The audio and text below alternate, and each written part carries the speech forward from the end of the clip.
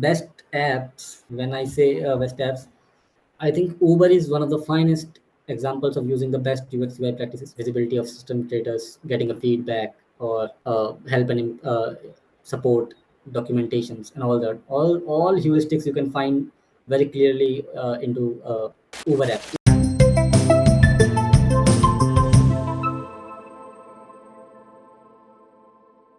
Good evening, guys.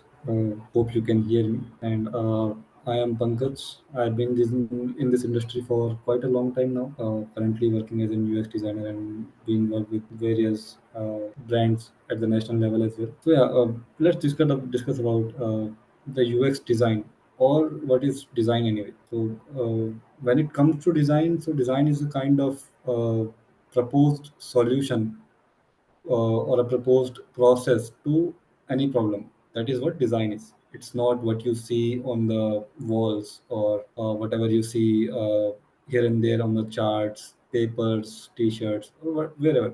That is a part of design or sub part of design. So basically, the design is a proposed solution to any problem. Now, the problem is identity, to identify someone. Then the proposed solution is a logo design. Then logo design, what logo is a proposed solution. So that is what design is all about. Now we are in the digital world, and things are moving very fast paced. There is a term called user experience, which has come up more often than in the past times. So, but it's not like user experience is a new term. People have recently introduced it. It's not like that. Since the beginning of the technology, since the beginning of the human era, like whenever human progressed, there is always a thing which is user experience. Someone coined it at a later stage. Uh, the man is Don Norman. You probably know his name. He's a very famous user experience guy or father of user experience. Some people say that. He coined the term user experience. So, what is a user experience anyway? What is an experience? Whenever you go somewhere, you go to a theater, you watch movies, you visit to the stalls, buy something, the ease of buying, the ease of watching movies, the gadgets you are getting for watching movies, it all sums an experience toward your whole journey from from starting to enter the theater and to the end. It's all about experience. So this is general experience. When it comes to user, a particular individual, that is user experience. Now, user experience is not all about particular individual. It is a much more deeper term. But yeah, every individual makes the whole market. Yeah. If anyone has any question, they can raise their hand, something like that. Now, as I mentioned, user experience. There are a lot of ways to put user experience in a definition. There are people who has put user experience in a definition. So one of the simplest thing that I can say about user experience is it encompasses your almost all aspect of a user's journey with a product, with a company's services maybe. So this is all is user experience. You cannot see user experience. The thing is, you cannot see it.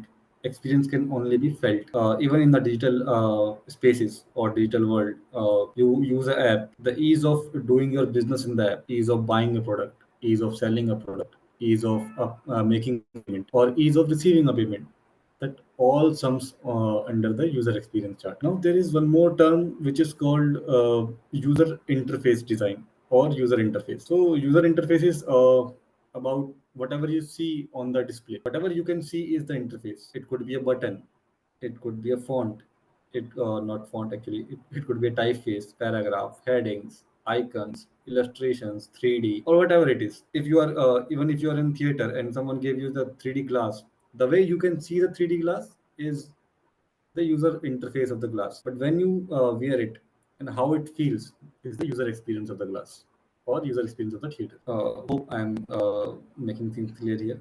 And yeah, now what is the importance of user experience into the market in the digital age, where or you can say that since the beginning of the era of the technology, there is a misconception which is about humans are made for technology, which is quite wrong. Humans are not for technology. Technology is for humans. You can see people doing mistakes and blaming themselves like how did I make this mistake? I'm so idiot or stupid guy kind of guy. But there is a possibility that machine has that mistake, machine design has that mistake, or the system design has that mistake that you fall into. So that this is why you are now we are moving more toward the user experience or enhancing the user experience of the people or the people in the market, users in the market. Yeah, hope I am clear here. Now, however, I have described user experience and interface. I want to make it more clear. Like UI is a part of design. It's under the UX umbrella. Then there is a thing which is interaction design, which is also under the UX umbrella, and UX is the bigger umbrella among all of them. I would like to speak about the principles of the design. So, principle of the design, there are two ways to see it. Principle of design in general terms, principle of design in UX UI. Principle of design, however, uh, gets into UX UI as well because they are the general principles. So first thing that I can say about is hierarchy of the things, hierarchy orders. That is one of the most important thing into the design philosophy. A right hierarchy can tell you about what is going into the page or your display or your screen or whatever you are seeing from your eyes. A right hierarchy can tell you about the importance of the things. So, for example, you are watching a poster, and among all that poster, there is somewhere a very small font written like this is a X movie, Deadpool and Wolverine movie, and in the whole poster there is some other things which are there, which is written for like almost like no sense, or there is a very small button for buying a ticket. You might not see that, and that is where hierarchy comes. Hierarchy tells you about what is the important action here, what is the important thing to do in the certain digital place within your app, within your computers, within your products, within your even in the print digital media. To understand the information, hierarchy is important. Again, then second example of hierarchy, you can always check your newspapers anytime. One of the finest examples of hierarchy is the daily newspaper that you get. Open any newspaper, there is a heading, then there is whole story. Why there is a heading and then why there is a whole story? So heading just to summarize the whole news, just to check if that is relevant to you or not. Whether if you can understand some aspect of the story from that heading or not, what you are reading, that these things that these are the crucial information that you can solve through hierarchy. Then after hierarchy, there are another thing which is consistency. Consistency in design. So consistency is something like just say if you are watching too many colorful buttons. Now the thing is you are trying to remember what is the right one. Or whenever we download a pirated movie, the classic example. So whenever we download a pirated movie, there are multiple downloads button, and we don't know what is the real download. And then consistency comes into the play. Consistency tells you this is what our brand is. Our brand color is blue, and whatever the button with the blue is the original download button. So that whole of the product looks like an environment of its own. It looks like this comes under this comes under this comes under this. So this is what consistency is. Consistency is all about using a similar kind of patterns, design simulation, formulations at every aspect of your product design or UX design, UI design, whatever you say. So this is what consistency is all about. One of the major thing that comes into the plays contrast. Contrast is another thing. So what contrast is all about in a very general term, if you can see that thing with your naked eyes on an X background.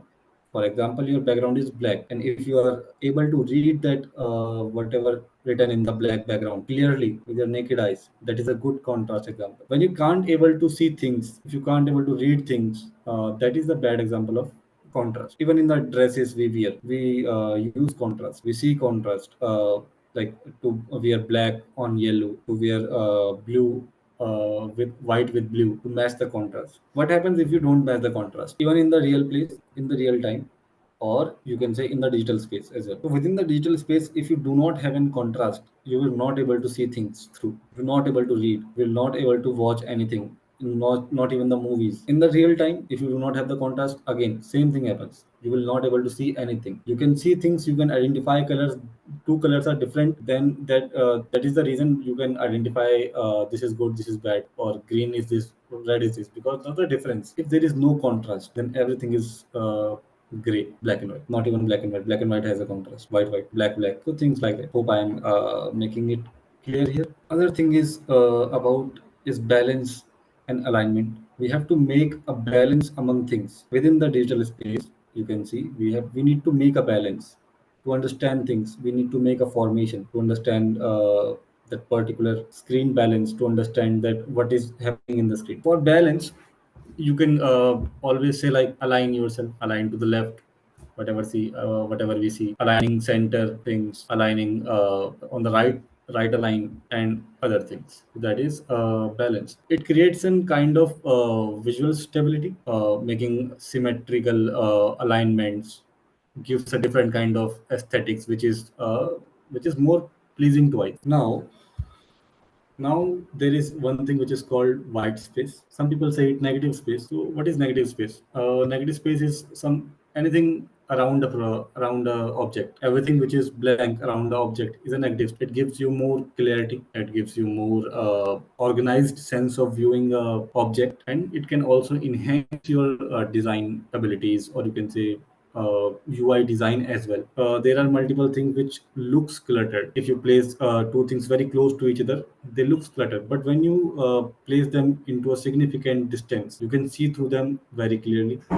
You can understand them in a very clear manner, and maybe you can able to communicate them in a very good manner as well. That is all about negative space or white space, whatever you can see. There is one thing which is called emphasis. So emphasis is all about putting more focus on a specific part of information, so that you can guide some user, like click here to download anything, or click here to move to your next action. You can prioritize informations through emphasis. Hierarchy also does the same thing, putting emphasis. So there are multiple ways to put an emphasis. You can do it through hierarchy. You can do it through contrast as well. You can do it through negative spacing as well. You will learn more about these when you get into your courses. Now let's move toward the principles into the UI UX design. These are the principles. Whatever I have said till now, these are the general principles of design. Now let's move toward the principles into the UI UX. There is one thing which is called accessibility. So accessibility is nothing but how many people were able to use your product or design in a very convenient manner. The wider range of audience that you serve, that is accessibility. Then there is a thing which is called discoverability. So discoverability is something which helps people to understand, or users to understand what are the different available options or actions is in your UI. Help them to make decisions and performing certain actions. That is discoverability. Then there is one more thing which is called feedback. So what is feedback? Feedback is something about giving some responses, or whatever the response that we receive from our actions. For example, you are logging into your Instagrams, and then suddenly you remember you forgot your password, but then you try to put some password that you remember. You enter it, then it shows an error. It says invalid username, invalid password, or XYZ, whatever the error is. That is the feedback from systems. So whatever actions we are putting into our system, or into our digital space, or into our applications UI, it should communicate a clear feedback to the user, so that it shows the status of a system, and how a user can solve a certain problem. If that is a password failure, or if that is some other technical failure. There is one more thing which you can understand it as conceptual models. So conceptual models are nothing but they're they're the kind of model which tells you how some user's mind work, or how in general user works, how the concept model of the user is. The classic example of the concept model of the user is about pushing pulling a door. Even the today in today's time, we have a problem in pushing or pulling a door. We sometimes push toward pulling, and then we sometimes pull when we have to push. Then you can see somewhere there is a revolving doors, which reduces the effort of pushing or pulling. You just need to go through the door in the direction of the door revolving. Then there is one more thing, which is where doors are opening both sides. Either you push, either you pull. How we can understand all those things is through conceptual models. Just to study the conceptual models of the users available in the market, or for the users that you are building a product, you need to understand the conceptual models of those people, so that you can build a solution. I will not say you can build a product or UX app or something like that, but I will say more towards if you can build a solution to solve that problem. Then let's move toward another thing, which is called affordance. Now affordance is something, you can the classic example that we can give toward affordance is, it's something when you perceive an action by just looking at the object, or by just watching an object. You can perceive an x action, whether it is to sit, it is to stand, or what else you can do into that chair. There is one more thing, which is called signifier. So mostly affordances and signifier, we use them almost together. These are almost a kind of complementary things. What signifiers do? Signifiers do what to act. For example, there is a door, and now with a door, you can, through affordance, you can understand that in order to go out, I have to open it. But signifiers can tell you whether you need to push the door in order to open it, or you need to pull the door in order to open it. So this is the role of the signifier in any product, whether in the digital life or in the real life, physical life. Then there is one more thing, which is called constraint. Constraint is one of the most important things in design, and it is most one of the things which is undervalued as well.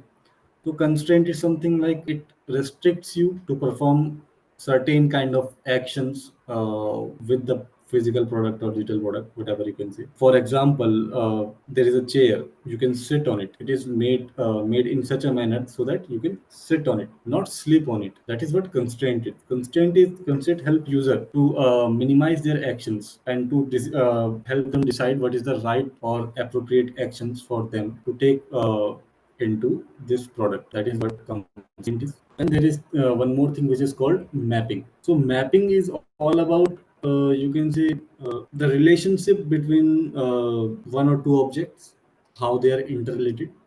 That is what the mapping is. And how they control each other, how they affect each other. These could be actions which can affect each other. So these are the mappings. Hope I am clear here.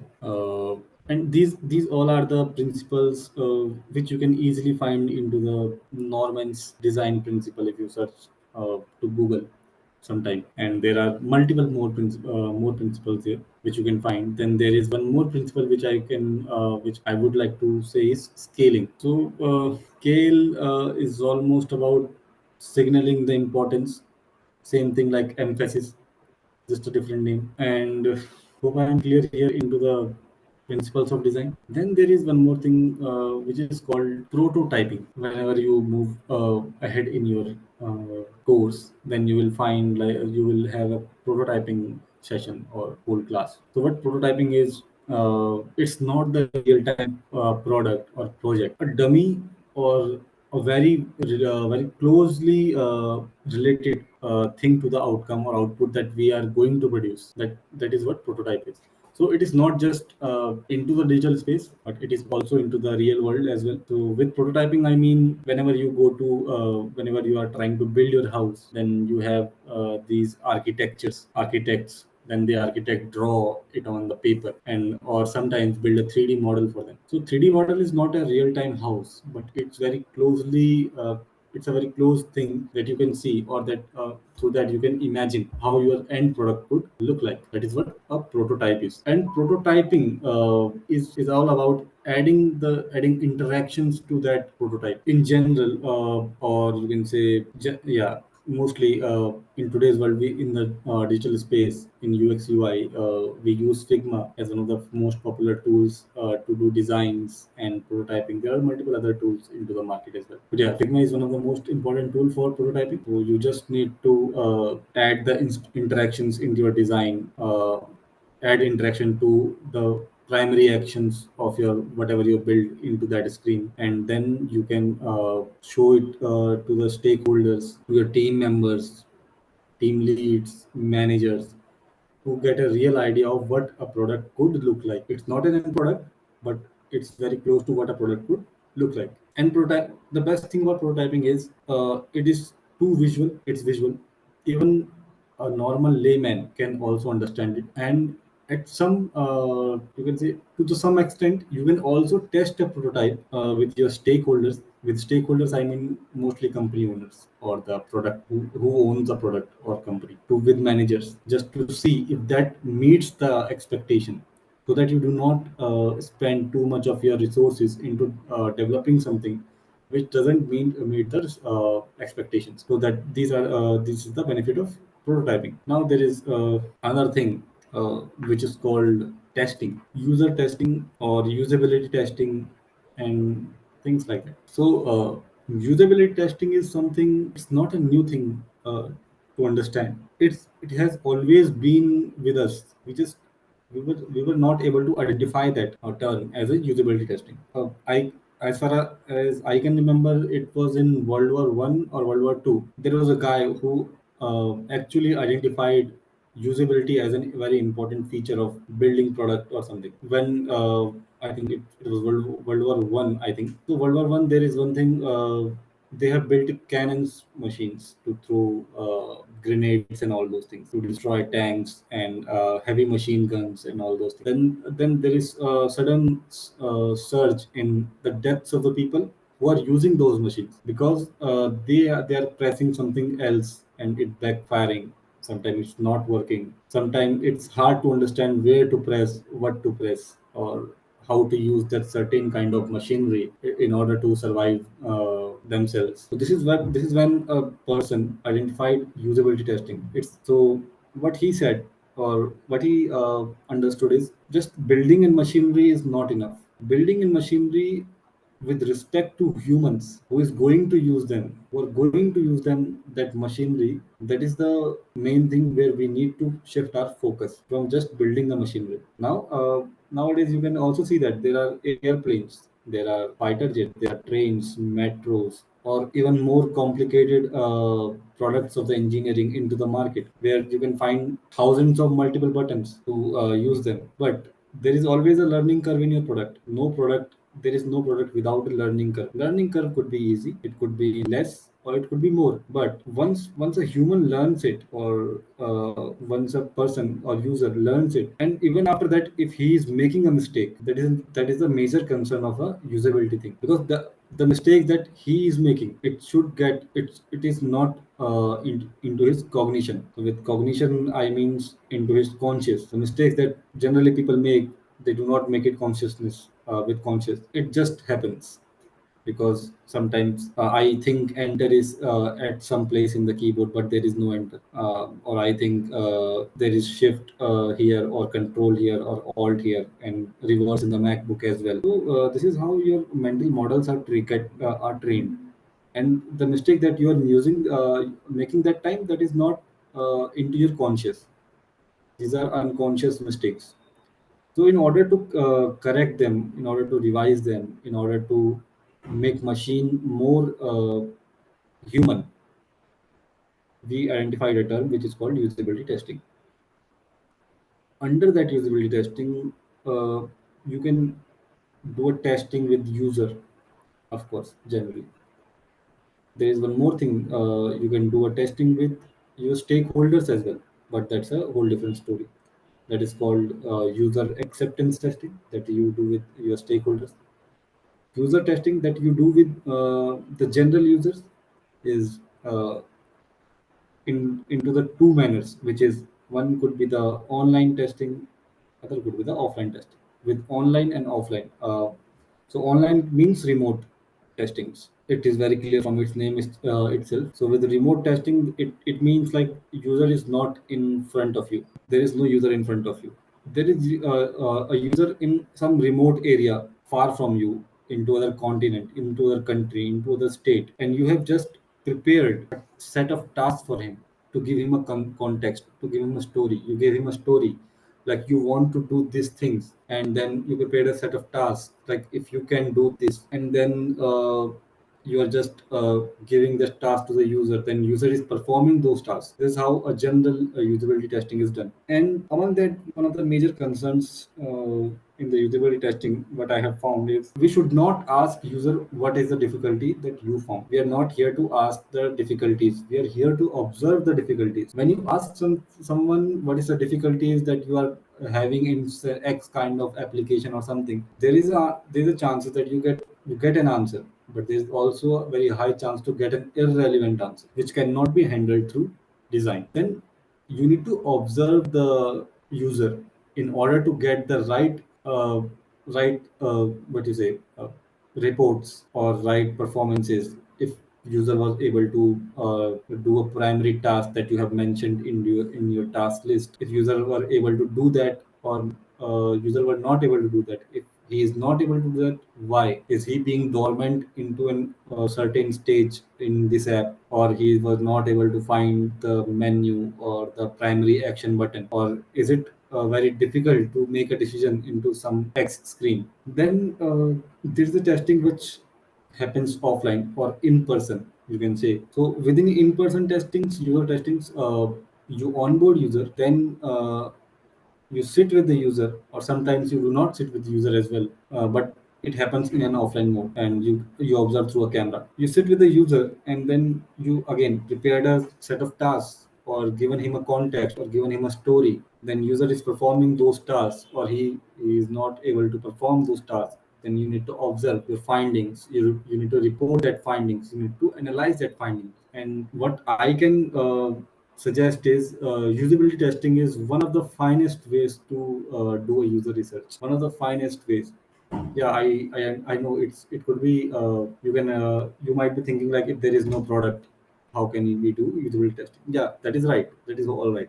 But when there is a product, one of the finest ways to do user research, or because it's an ever going process, is usability testing. Or if there is not a product into the market, then do a usability testing on your competitors as well. It can give you the key insights to put it into your application. This is all about user testing. Then there's one thing I forgot, I think, to mention into the user experience. Is there's a minor thing which is called user research. So user research is all about understanding your users, what users thinks, what user feels, what are their pain points, what are their motivations to do a certain thing, or what could be the motivation to do a certain thing, the goals. And it could be done through many multiple ways, which is secondary and primary. Basically, under that there are things that you do according to your situations. Then again, yeah, defining problems, ideating the solutions, and then building a wireframe, and then building a UI, and then building a prototype. And after the prototype, you test with the stakeholders, you test with the user sometimes. All depends on the situations. I have been clear all the time. If you have any questions, you can ask me. Yeah, hi, sir.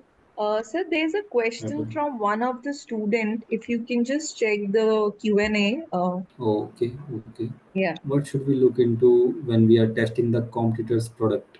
Okay. With testing the competitor's product, I was not saying about you test it with some other user. You test it yourself, because you are also the user of that, and you are also going to find the problems, or the loops into the product. So what you should look into, you should look into the heuristic principles. One of the first things whenever you are testing a computer's product, you should look for heuristic principles. Heuristic principle, Nielsen and Norman's heuristics.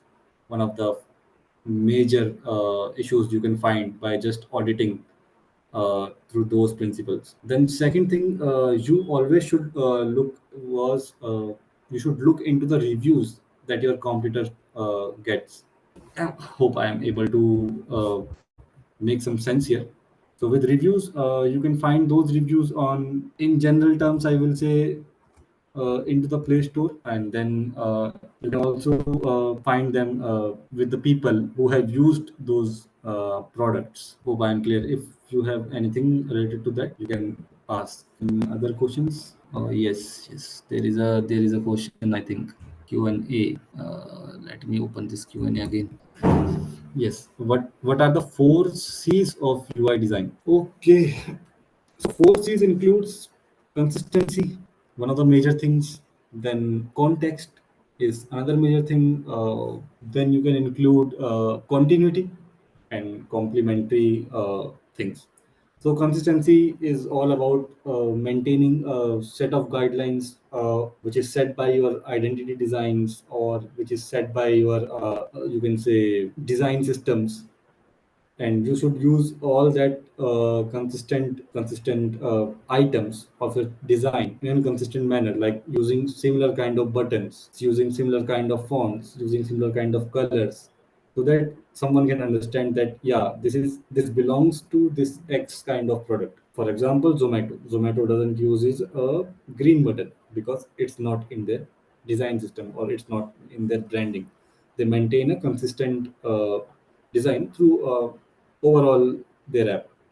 Even if you open Zomato and you leave it after some time, then pick it up again, then you will be able to understand, like yeah, this is Zomato because of the red color they are using, or the way they are using the colors or their guidelines. Then there is this continuity. So continuity is all about how should I say about continuity? It's a progress. It's a kind of progress as a user makes into the application. So this is all about continuity, and continuity makes a seamless experience, you can say, when switching between the platforms, switching between the devices as well. And then what I have said is complementary. So complementary is like you can say it's a cross-platform thing. When you change this device, but your design remains same, you are again able to use similar features within which is in your app and which is in your mobile as well. Then context is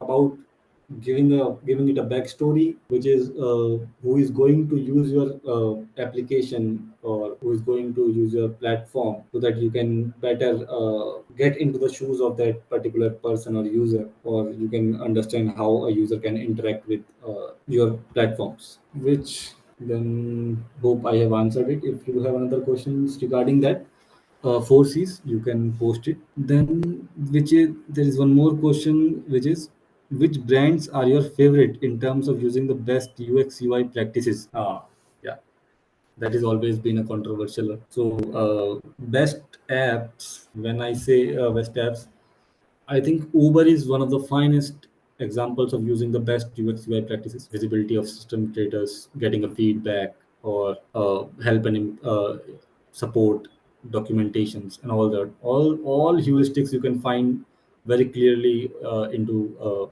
Uber app. Uber is one app, and then there is an application which is people's favorite, which is Airbnb. I will say one of the finest things in the market. Very minimalistic, aesthetic, pleasing, and again supports all heuristic almost. Thirdly, I can say Amazon. Amazon is one of the finest applications. And you might think it as a controversial thing, like how Amazon could be a finest application, but you just need to look at the scale of the Amazon that when he operates. And when I say Amazon, it's not just Amazon, it's Amazon application for buying, it's a Prime Video, it's Amazon Mini, it's Amazon Cloud. And if you look at them, you can easily identify this is an Amazon app based application or Amazon application. The way they have maintained their guidelines and all those things, that is very, I will say, praiseworthy.